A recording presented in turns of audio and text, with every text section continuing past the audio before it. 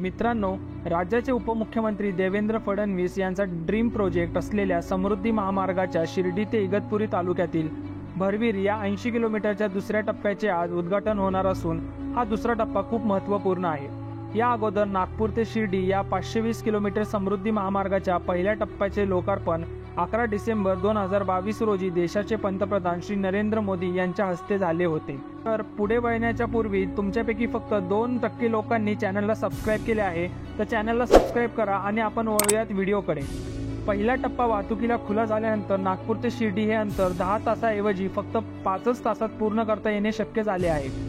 त्यानंतर आज शिर्डी ते भरवीर या 80 किलोमीटर लांबीच्या दुसऱ्या टप्प्याचे लोकार्पण राज्याचे मुख्यमंत्री एकनाथ शिंदे यांनी उपमुख्यमंत्री देवेंद्र फडणवीस यांच्या हस्ते होत असून यामुळे नाशिक ते शिर्डी हे अंतर वेगाने कापता येणे शक्य होणार। हा दुसरा टप्पा अनेक बाबींनी वैशिष्ट्यपूर्ण असून आजूबाजूच्या परिसरासाठी आणि शेतकऱ्यांसाठी खूप फायद्याचा ठरणार आहे। तर मित्रांनो, आता जाणून घेऊया कशा पद्धतीचा आहे समृद्धीचा हा दुसरा टप्पा।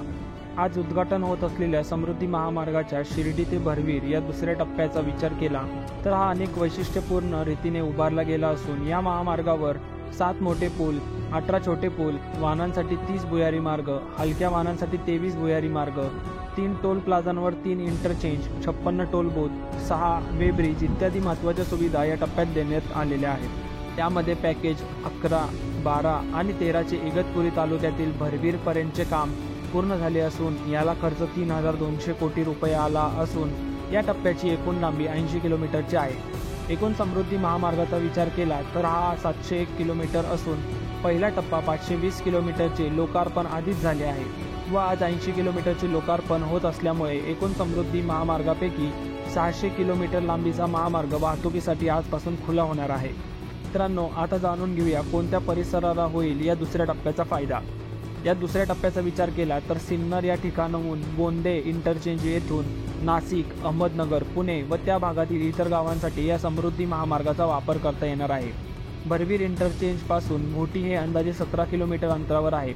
या भरवीर इंटरचेंजपासून नाशिक, ठाणे आणि मुंबई येथून शिर्डी येणाऱ्या भाविकांचा प्रवास वेगाने होण्यास मदत होणार आहे। सगळ्यात महत्त्वाचे म्हणजे भरवीर इंटरचेंजपासून SMBT रुग्णालय 500 मीटर अंतरावर आहे।